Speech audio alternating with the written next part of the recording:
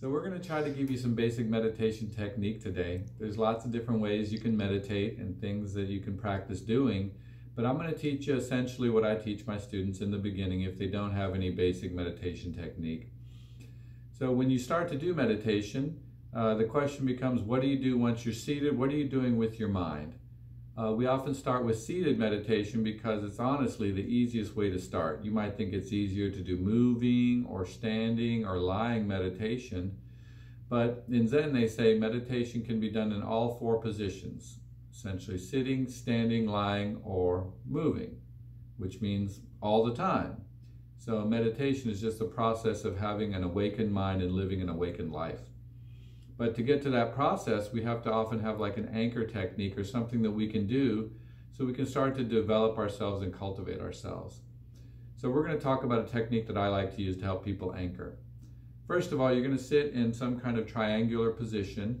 We're not going to spend too much time talking on position. So you're going to sit, triangular position. Put your hands wherever you want, but wherever you put them, try to kind of keep them there. Also, you just kind of look at the ground about 45 degrees. Have your eyes about like half closed, maybe a quarter open, something like that. Soft focus, kind of looking down at the ground.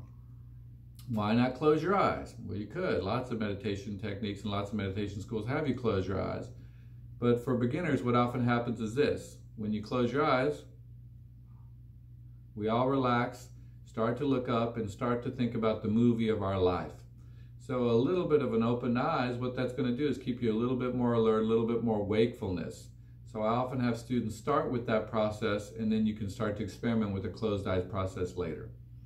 So now that you've sat and now you're in the position and you're preparing, what you want to do is you want to set a timer, whatever time you could start off with if you're young and you're just starting in the beginning, something like a minute or 5 minutes, or later if you're doing longer periods, 30 minutes, 1 hour, etc. You want the timer because it's going to keep you honest to at least do the minimum. You can make all kinds of excuses to get up when you want to get out of meditation, but if you have a timer, it'll keep you more stable.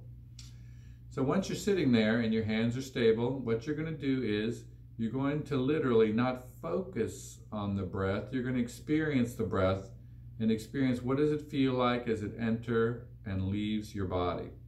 So when you breathe in, you might experience a little bit of a tickle on the nose as air rushes in, an expansion of the chest, with a deep breath and expansion of the belly and the lower abdomen.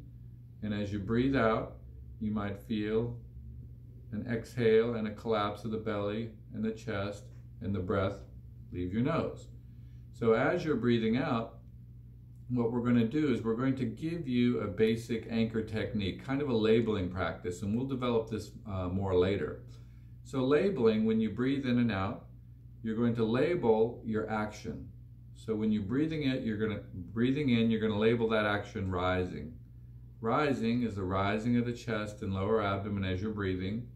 And as you breathe out, you're going to label that action falling. Falling is the falling of the chest and lower abdomen as you're breathing.